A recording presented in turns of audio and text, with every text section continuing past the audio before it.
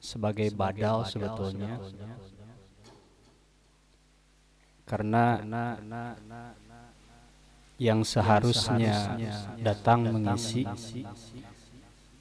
Wakil Ketua Pimpinan Cabang Pemuda Persis Ustaz Dias Al-Faruq berhalangan hadir, sehingga bidang dakwah PC Pemuda Persis menugaskan saya menjadi badal, menjadi pengganti. Mudah-mudahan tidak mengurangi khidmat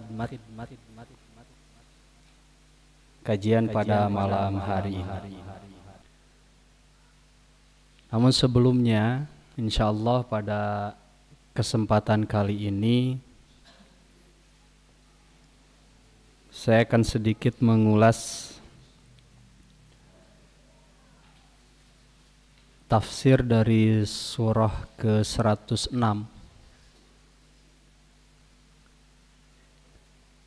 yaitu surah Quraisy.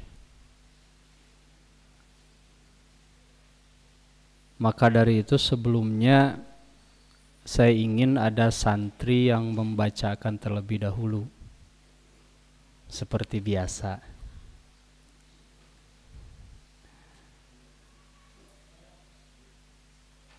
Karena saya kurang pede membaca Al-Quran di depan para santri. Yuk, enggak di sini atuh.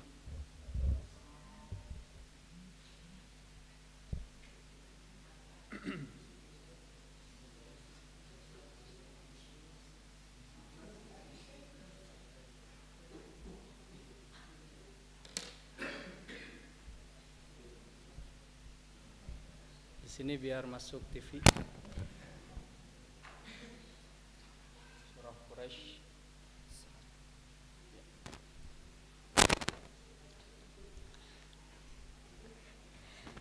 أعوذ بالله من الشيطان الرجيم بسم الله الرحمن الرحيم لإيلاف قريش إيلافهم رحلة الشتاء والصيف فليعبدوا رب هذا البيت الذي أطعمهم من دون وآمنهم من خوف.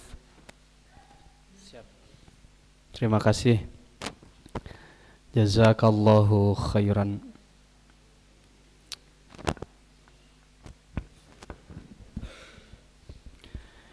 Ikhwatu iman rahimakumullah.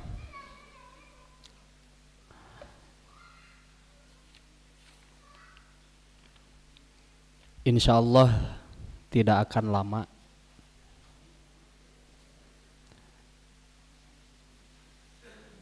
Surah Quraisy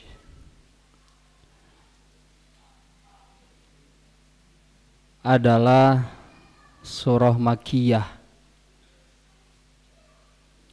terdiri dari 4 ayat dan diturunkan ba'datin, setelah surah At-Tin. Makanya kalau antum baca tafsir Ibnu Katsir, ada yang mengatakan seolah-olah surah Quraisy ini satu kesatuan dengan surah At-Tin. Betul.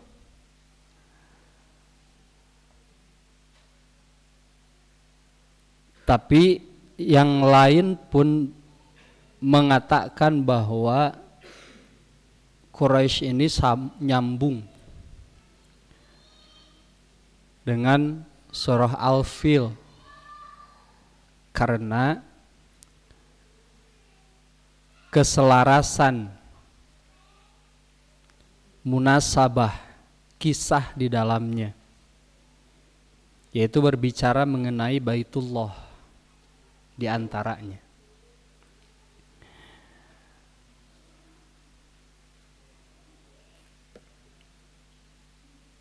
Allah Subhanahu wa taala dalam ayat pertama surah ini menyebutkan kebiasaan, habits orang Quraisy. Siapa Quraisy itu? Quraisy itu adalah satu kabilah yang berada di Jazirah Arab, yang merupakan keturunan daripada Nabi Ibrahim alaihissalam.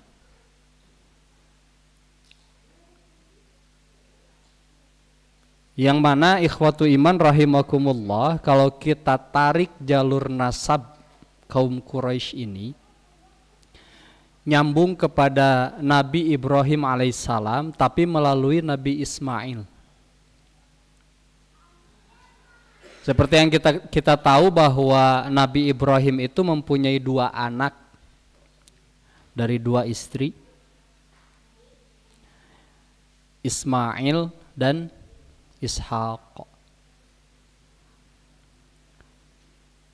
Nah, Allah Subhanahu wa taala dari keturunan Nabi Ishaq bin Ibrahim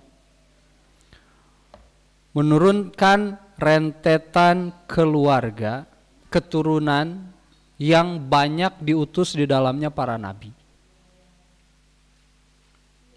Termasuk Israel. Siapa Israel? Gelar untuk Nabi Yakub alaihissalam. Maka tidak heran kalau hari ini ada yang menolak menyebut Israel kepada orang Israel, karena mereka menganggap bahwa mereka itu betul Bani Israel, akan tetapi sifat dan kelakuannya itu jauh daripada penghulunya. Maka mereka lebih senang menyebut Israel itu sebagai Yahudi saja.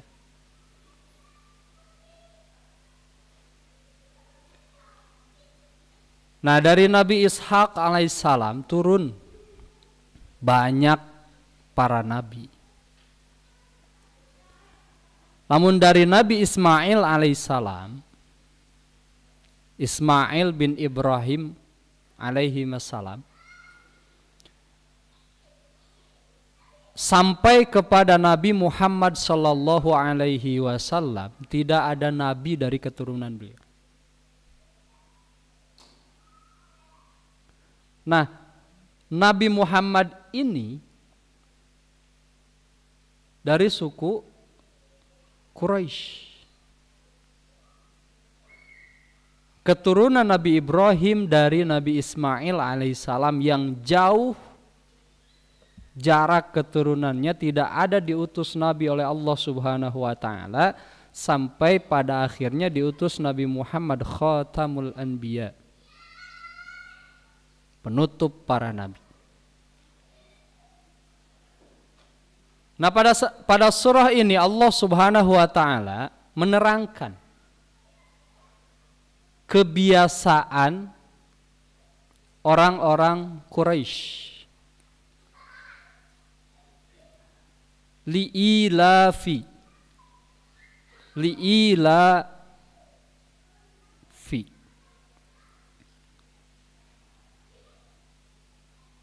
Namun ikhwatu iman rahimakumullah,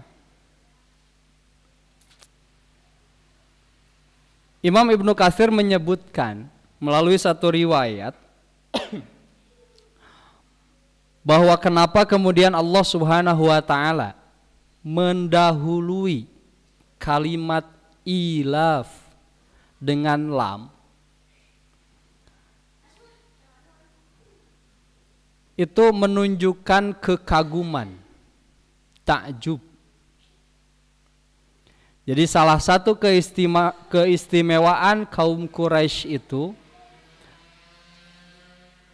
melalui habitsnya, melalui kebiasaannya itu membuat takjub.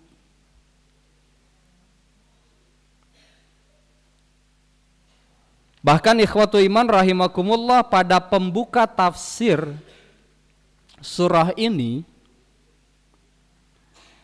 Imam Ibnu Katsir menukil satu riwayat dari Imam Baihaqi dalam kitabnya Al-Khilafiyat. Walaupun nanti pada akhirnya disebutkan bahwa riwayat ini masih diperbincangkan. Jadi Rasulullah SAW pernah bersabda, "Faddalallahu Quraisyan." Allah memberi fadilah, Allah memberi keunggulan, keutamaan kepada kaum Quraisy dengan 7 perkara. Yang satu di antaranya yang relate dengan ayat ini, yang berkaitan dengan ayat ini,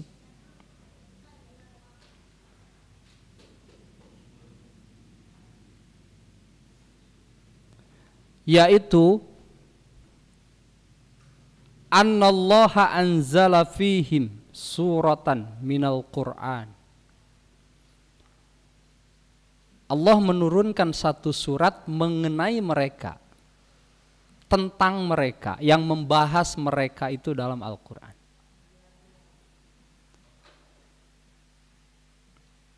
Kemudian Rasul membaca Bismillahirrahmanirrahim, masuk surah ini.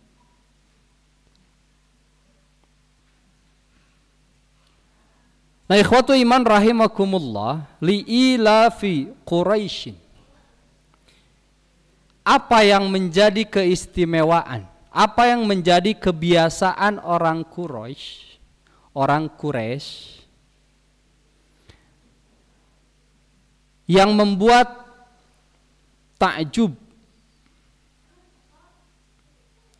Yang pertama, Allah Subhanahu wa taala terangkan kebiasaan mereka itu rihlah, bepergian. Asy-syita'i was-saif, pada musim panas dan musim dingin, pada musim dingin dan musim panas. Nah, ini menjadi kebiasaan yang luar biasa sebetulnya. Diterangkan bahwa mereka pergi, mereka melakukan rihlah itu bisa untuk urusan bisnis, perniagaan. Dan tidak tanggung-tanggung mereka pergi itu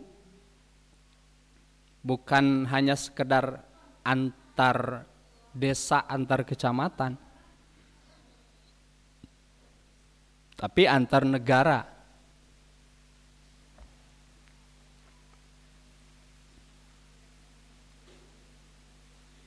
Kebiasaan mereka itu ar-rihlah fisyita ilal Yaman wa fis saif ila Syam, ke Yaman dan ke Syam.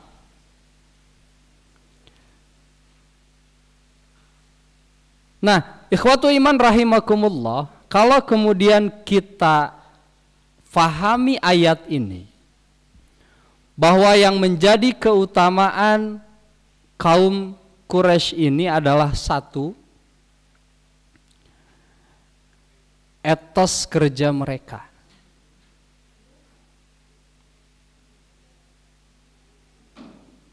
Baik di musim dingin ataupun di musim panas, mereka tetap pergi, mereka tetap berikhtiar. Bahkan lintas negara untuk keperluan mereka. Sehingga ini yang menjadi keunggulan mereka.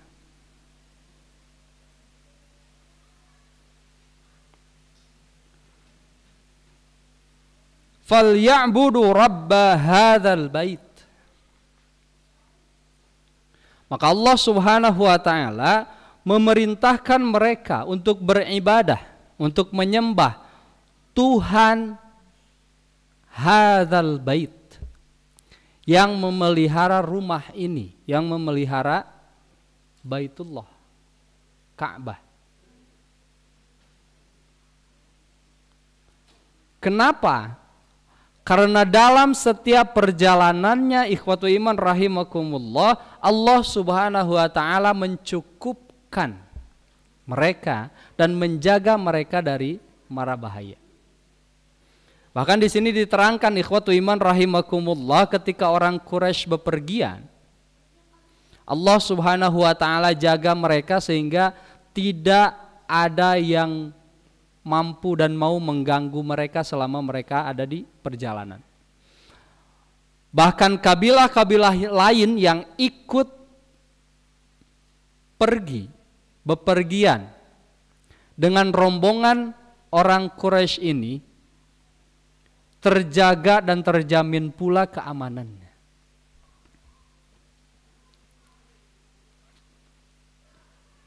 Alladzi at'amahum min ju'. Allah yang memberi makan mereka dari rasa lapar dan memberi keamanan kepada mereka, menjamin keamanan kepada mereka dari rasa takut. Bahkan kalau kita kaitkan dengan peristiwa serangan pasukan gajah, karena kaum Quraisy ini adalah kaum yang hidup di sekeliling Ka'bah di kota Makkah, maka ketika pasukan gajah menyerang untuk menghancurkan Ka'bah, itu secara otomatis berhadapan dengan mereka. Dan Allah Subhanahu wa taala selamatkan dengan mengutus tentara burung ababil. Bahkan satu kutipan yang menarik dari kakek Rasulullah Muhammad sallallahu alaihi wasallam yang pada waktu itu diutus untuk bernegosiasi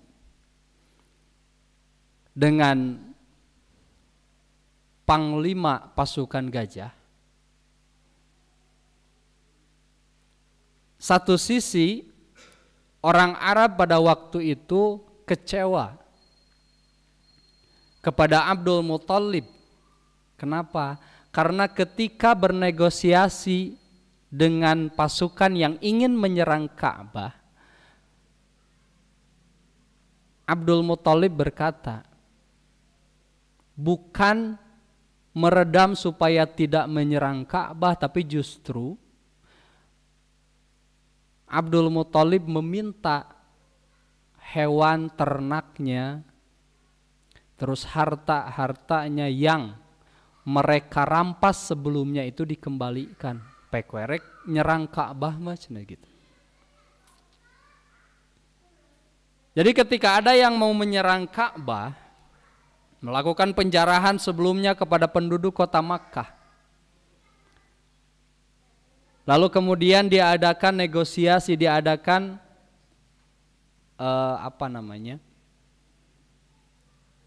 tawar-menawar agar kemudian tidak terjadi gempuran kepada Ka'bah itu. Di antara yang diutus adalah kakek Rasulullah Muhammad SAW, karena memang termasuk dari pada pembesar Quraisy pada waktu itu. Dan yang diminta oleh kakek Rasul pada waktu itu adalah mereka harus mengembalikan hewan ternak mereka yang sebelumnya mereka rampas. Bukan mencegah agar Ka'bah tidak diserang.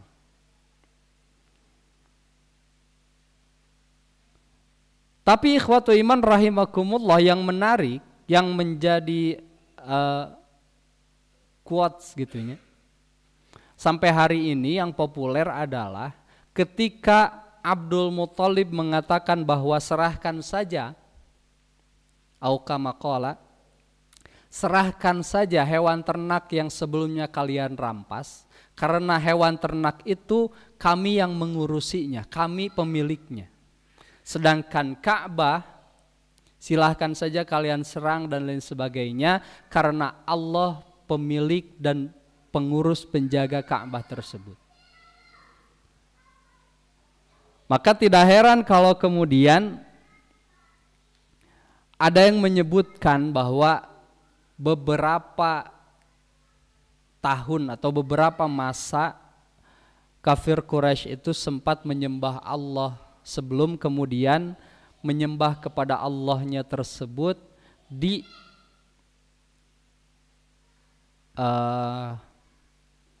apa istilahnya ya? Jadi kan sampai pada akhirnya mereka itu menjadikan orang-orang yang salih, dibuatkan patungnya dan lain sebagainya, dan dijadikan perantara untuk mereka beribadah kepada Allah. Liyuqarribuna ilallahi zulfa.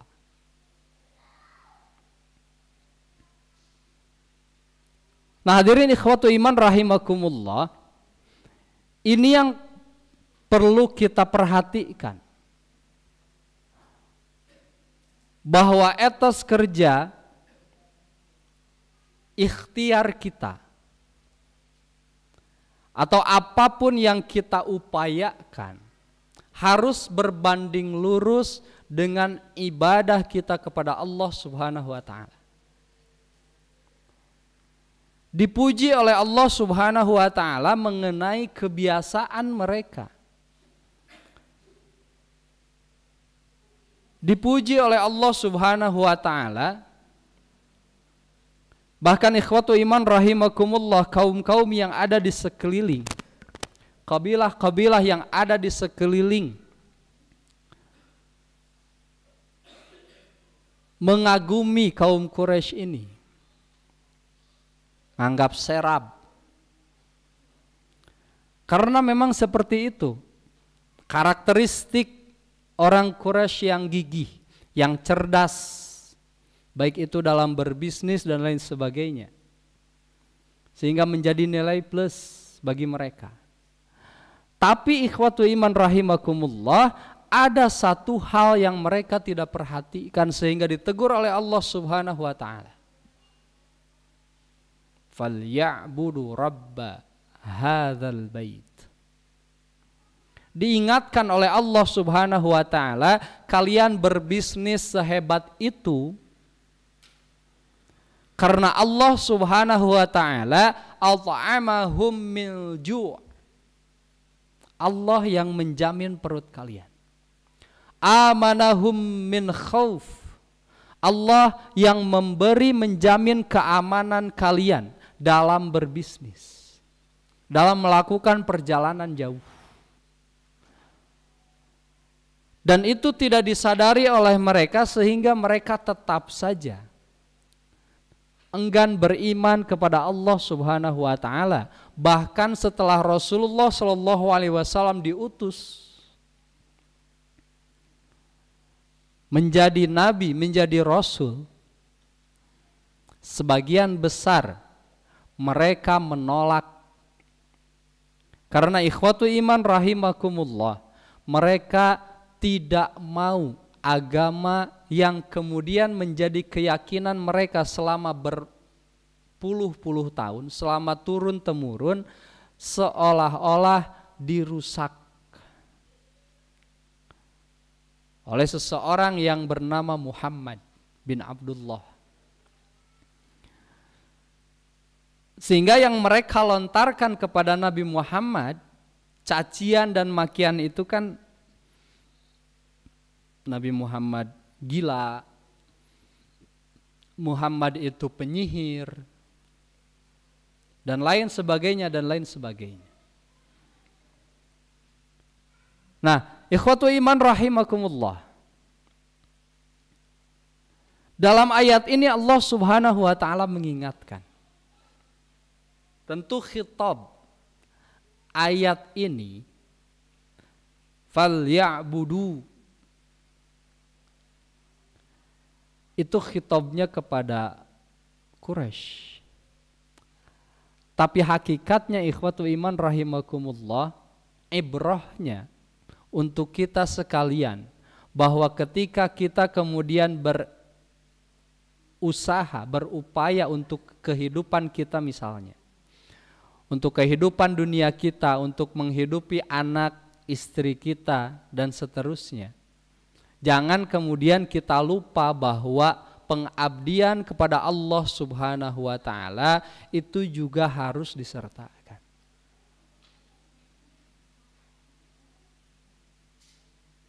Banyak ikhwatu iman rahimakumullah hari ini yang mencoba mengeliminasi ritual-ritual peribadahan umat muslim, baik secara langsung atau dengan cara meragukan, membuat ragu umat muslim untuk beribadah kepada Allah Subhanahu wa ta'ala. Dan ini yang perlu kita perhatikan. Ketika narasi-narasi yang dibangun oleh mereka, hidup cuma sekali, hidup sesuka kalian, dan seterusnya, sehingga narasi-narasi tersebut karena kemudian diulang-ulang seolah menjadi kebenaran yang hakiki, bahwa terekam kuat dalam ingatan manusia pada hari ini bahwa betul ternyata hidup itu hanya sekali. Kalau kemudian hidup ini tidak dimanfaatkan untuk kesenangan, ya mau dapat kesenangan di mana lagi gitu. Padahal keyakinan kita, hidup kita hari ini adalah hidup pertama kita untuk kehidupan kedua kita nanti setelah kematian. Jadi ikhwatu iman rahimakumullah, banyak narasi-narasi yang kemudian dikemas seolah-olah itu adalah kebenaran, menafikan pengabdian kepada Allah Subhanahu wa ta'ala. Nu penting mah tong piomongeun we jeung batur, nu penting mah tong ngaganggu ka batur, bae mabok oge, mun rek mabok di imah we cicing. Nu penting mah tong ngaganggu batur, batur tong ngaganggu ka urang, dan seterusnya. Seolah-olah ikhwatu iman rahimakumullah, kalau kita melihat dari sisi sosial itu seolah-olah betul. Daripada ayeuna ngaji make speaker, kadenge ku tatangga teu apal, tatangga teh anu nyeri huntu dan lain sebagainya gitu, bisi kaganggu ku pengajian urang. Kan seolah-olah logikanya dibalik gitu. Mending we jiga urang, tara salat tara nanaon oge tapi tara ngagandengan batur. Nah ikhwatu iman rahimakumullah, narasi-narasi seperti itu, contoh misalnya di akhir tahun 90-an, ada yang belum lahir ya? Di akhir tahun 90-an itu dikampanyekan feminisme yang seolah-olah membela kaum ibu, yang seolah-olah membela kaum Hawa, kaum perempuan. Digembar-gemborkan feminisme, digembar-gemborkan kesetaraan gender, bahwa perempuan mempunyai hak yang sama dengan laki-laki. Sehingga ikhwatu iman rahimakumullah, terekam kuat dalam ingatan orang-orang yang justru lemah dalam agamanya, bahwa kampanye itu betul-betul melindungi kaum perempuan. Padahal kalau kita perhatikan efeknya, ini tidak jauh beda dengan eksploitasi kaum perempuan. Kan pasca adanya kampanye tersebut, narasi mengenai feminisme, narasi mengenai kesetaraan gender, seolah-olah perempuan mempunyai hak yang sama dengan laki-laki, tapi pada kenyataannya kita lihat terjadi eksploitasi terhadap perempuan. Anu tadi, orang-orang itu mempekerjakan laki-laki di luar rumah karena feminisme tadi, kesetaraan gender, bahwa perempuan juga bisa bekerja di luar rumah, sehingga dibuatlah peraturan bahwa perempuan pun berhak untuk diterima kerja di satu instansi, diterima kerja di satu perusahaan dan lain sebagainya. Sampai pada akhirnya hari ini kalau kita survei kecil-kecilan lah, rek disebutkan survei atau disebutkan penelitian kecil-kecilan, kalau misalnya kita perhatikan ketika ada perusahaan baru, ketika ada pabrik baru berdiri, justru yang dominan dicari tenaga kerjanya itu adalah perempuan. Lalaki mah hese. Dari awal manis seolah-olah feminisme ini melindungi hak perempuan. Kesetaraan gender ini seolah-olah mensejajarkan antara hak perempuan dengan hak laki-laki, tidak ada bedanya. Itu dari hal yang kita bisa lihat dengan kasat mata. Ada eksploitasi terhadap kaum perempuan. Sehingga pada hari ini kebanyakan yang lebih mudah untuk bekerja di satu perusahaan, di pabrik itu adalah perempuan daripada laki-laki. Mangga cek. Perempuan yang paling banyak. Kalau kita pikir secara jernih, ini bukan kesetaraan gender, ini bukan perlindungan terhadap hak-hak perempuan, tapi justru eksploitasi agar perempuan-perempuan muslim tidak banyak waktu dengan keluarganya.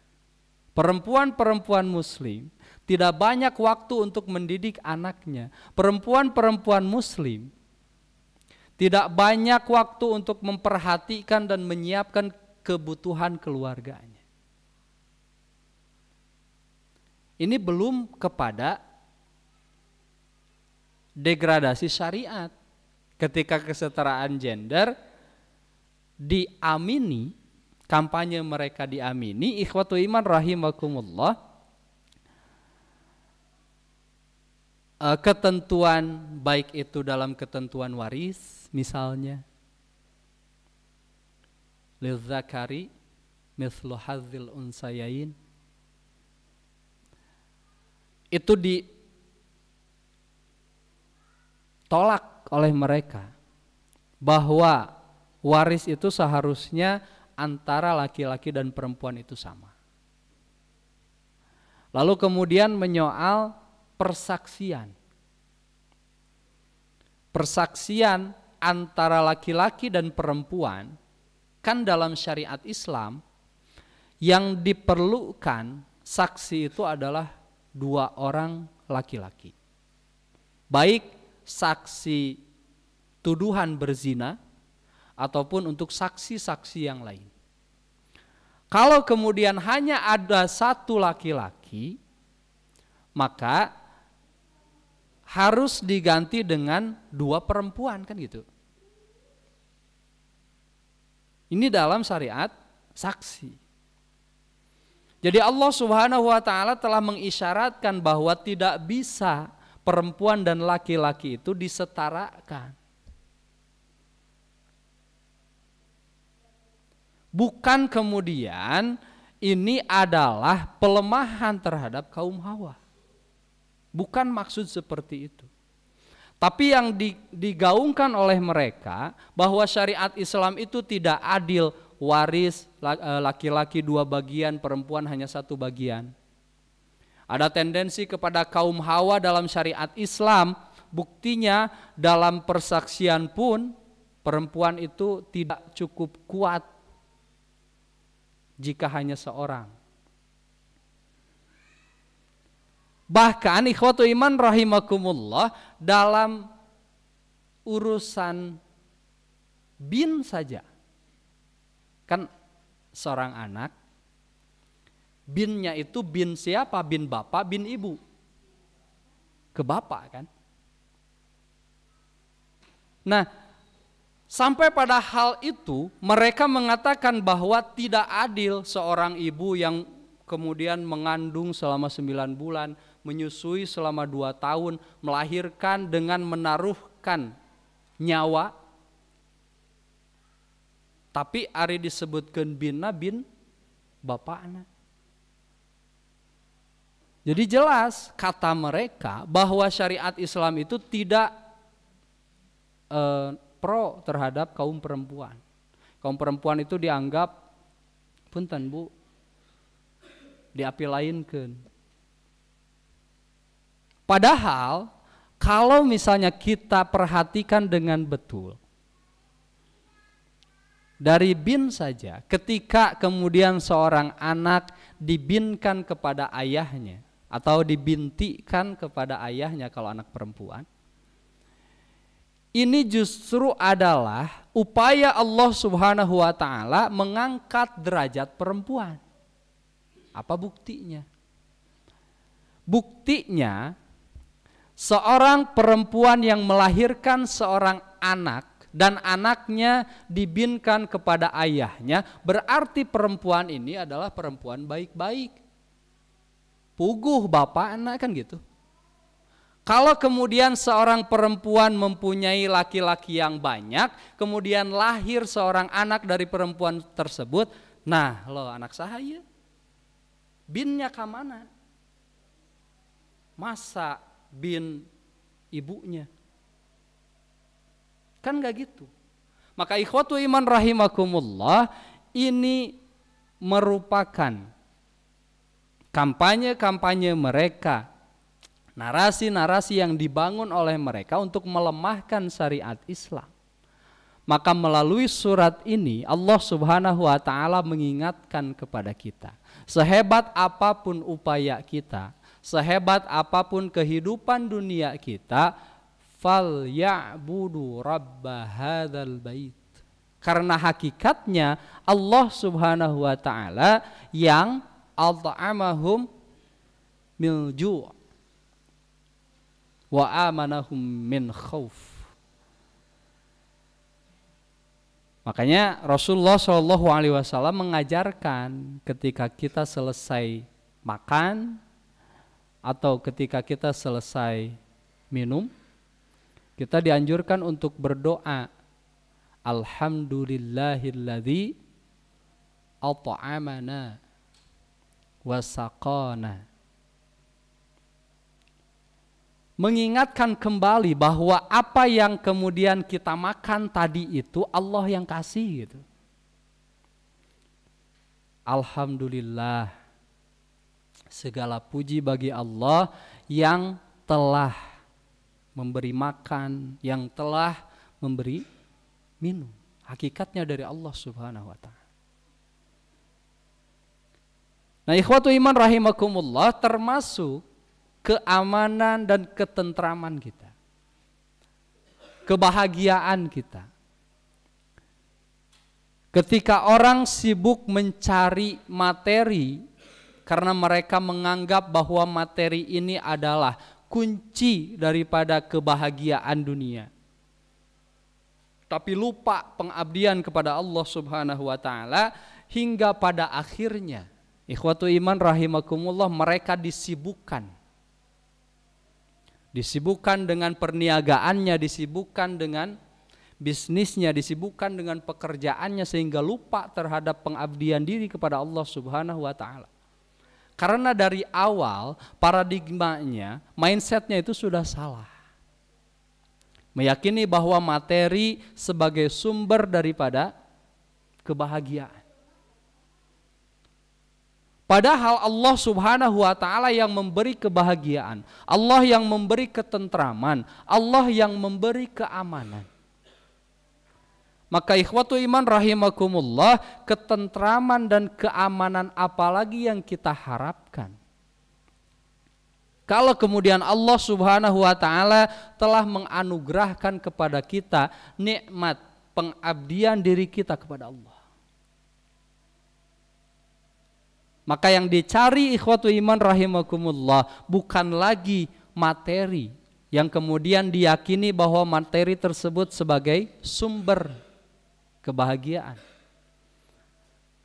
Tapi yang kita upayakan dan kita ikhtiarkan bagaimana kemudian kita dekat sedekat-dekatnya kepada Allah Subhanahu wa taala agar kemudian Allah menganugerahkan keamanan, ketentraman dan kebahagiaan kepada kita. Hadirin ikhwatu iman rahimakumullah. Dalam tafsir surah At-Takasur, Imam Ibnu Katsir mengutip satu syair. Anta lil mal, engkau adalah milik hartamu ketika engkau amsaktahu, ketika engkau menahan. Fa iza anfaqtahu fal malu laka. Tetapi ketika engkau menginfakkannya, maka harta itu milikmu. Kamu dikuasai oleh hartamu ketika kamu menahan harta tersebut. Tapi ketika kamu mengeluarkannya, menginfakkannya, tentu di jalan Allah Subhanahu wa taala, fal malu laka, maka harta itu adalah milikmu. Nah, ikhwatu iman rahimakumullah, hari ini telah banyak dan telah lebih dipermudah, baik itu melalui lembaga zakat yang kita miliki, untuk kemudian menyalurkan zakat, infak, sedekah dan ibadah maliyah lainnya. Tentu ikhwatu iman rahimakumullah, ini merupakan angin segar bagi kita, kesempatan yang sangat terbuka bagi kita sekalian untuk kemudian lebih mudah mewujudkan, memanifestasikan pengabdian diri kita kepada Allah Subhanahu wa taala. Ketika kemudian di sekitar kita telah banyak digelar majelis-majelis ta'lim, bahkan ikhwatu iman rahimakumullah disiarkan di beberapa platform media sosial untuk mempermudah kita mengakses ilmu yang disampaikan oleh guru-guru kita.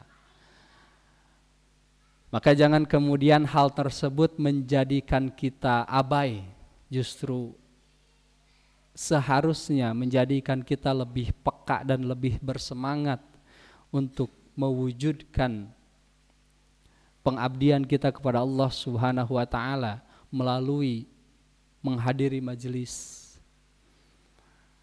melalui harta selain daripada pengabdian diri kita kepada Allah Subhanahu wa taala yang kita bisa lakukan dengan anggota badan kita.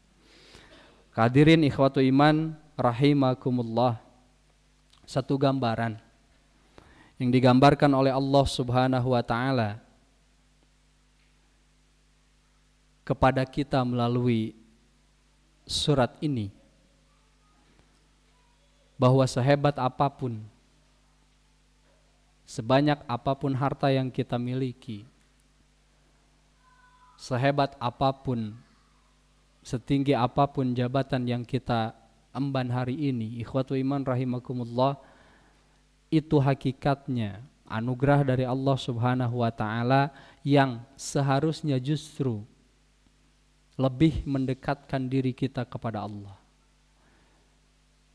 Maka ikhwatu iman rahimakumullah, kita berdoa kepada Allah Subhanahu wa taala, semoga apa yang kita miliki, apa yang Allah Subhanahu wa taala karuniakan kepada kita berupa harta,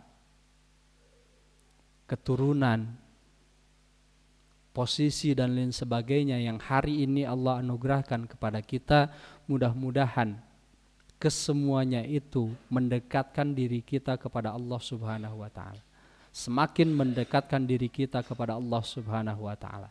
Karena hakikatnya apa yang kita dapat dan apa yang kita miliki hari ini adalah anugerah dari Allah Subhanahu wa taala. Hadirin ikhwatu iman rahimakumullah. Mudah-mudahan melalui halaqah ini kita semua bisa selain daripada menyambungkan tali kasih, tali sayang yang seharusnya kita sambungkan, semoga Allah Subhanahu wa taala juga menurunkan, menghujani kita dengan rahmat.